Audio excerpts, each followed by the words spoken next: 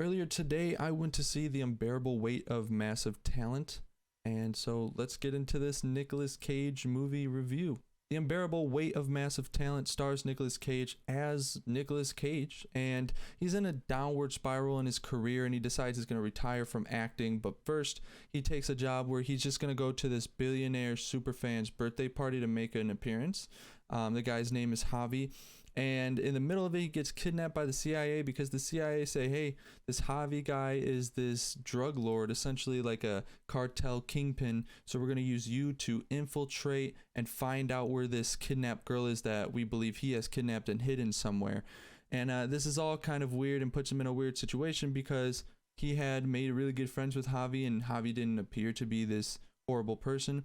But now he's stuck with this, trying to find out where this girl is and then trying to get out of this situation. I don't even know if that's really that good of a synopsis. I went through it about 6 times and it annoys the shit out of me. So that's what I'm going to give you.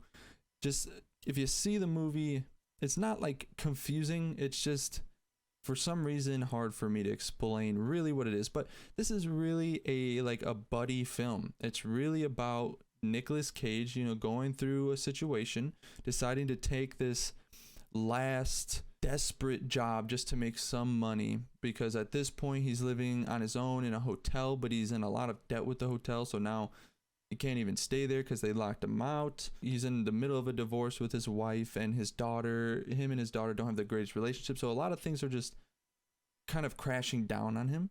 And so, he goes just to take this thing, just some money, but it turns out that he makes really good friends with this Javi guy, who's played by Pedro Pascal. And Pedro Pascal plays this role perfectly. Like, it is so amazing how well he plays this.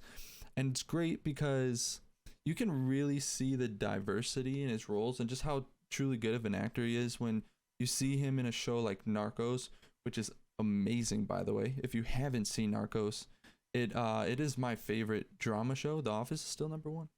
But as far as drama, kind of like crime, anything like that, Narcos is number 1, and he does really good in that. That's really different. Then he goes to play like this villain in Wonder Woman 84, which let's not get into that.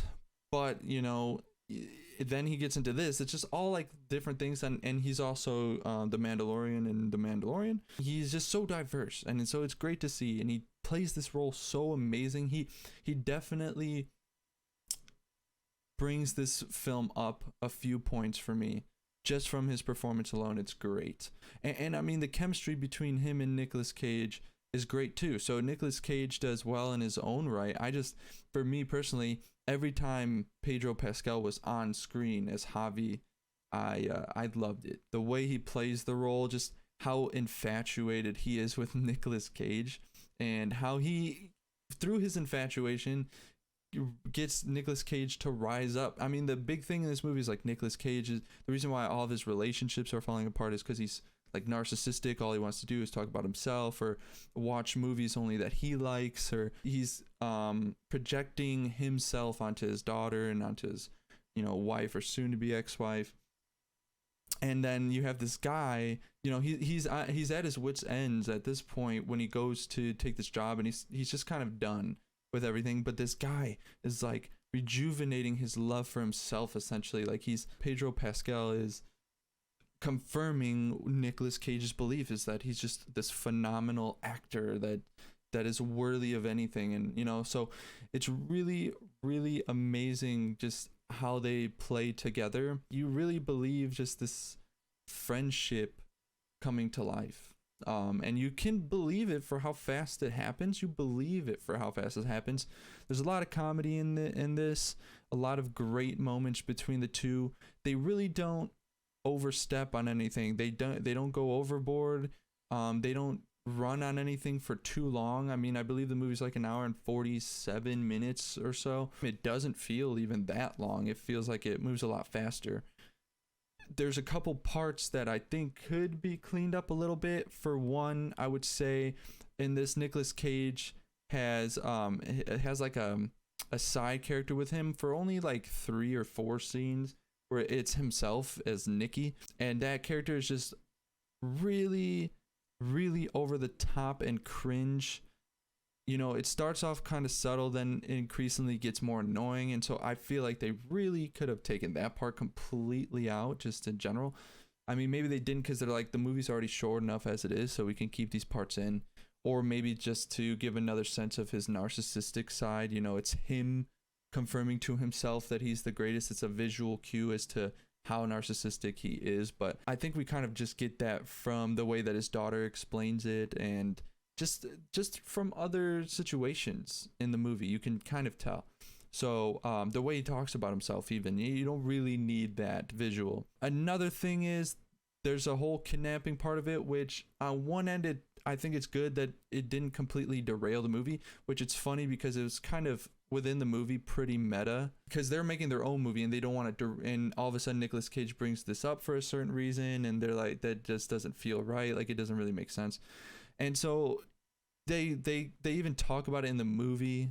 So it's very apparent that they know that this is just probably like a filler, just to either get people in or to because a lot of people don't love just independent movies or like a buddy movie where it's just about two friends or something like that. So they need to spice it up in one way or another. But they don't overstep it. It just also kind of feels when it's as under, I don't know how to explain it, when it's as short as it is and as unimportant as it is, it just kind of, that's what it feels like, unimportant. It kind of takes you away a little bit. I would have personally liked it more if it kind of stayed for it stuck with what it was going for from the beginning, and just kind of finished that all the way through the end, and had maybe a different aspect, went a different route with it. But it is what it is. It didn't completely make the movie horrible or anything like that, not by any means.